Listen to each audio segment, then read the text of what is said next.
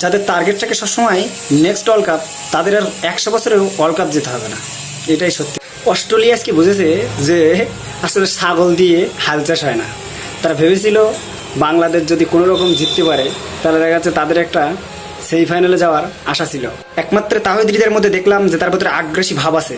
তাকে 12 ওভার 1 বলের ভেতরে সেমিফাইনালের স্বপ্ন দেখে, আর বাদ বাকি সবাই লর্ডের মতন খেলে যে যার মতন বাড়ি আসার চিন্তা ভাবনা।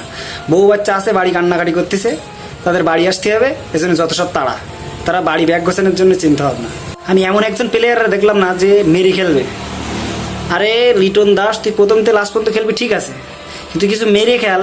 লাস্টে ওরা বলতেছে গ্যালারি থেকে ওদের কোর্স যে 16 একজন চিতেই পড়ে যা, তো তারা পড়ে গেল।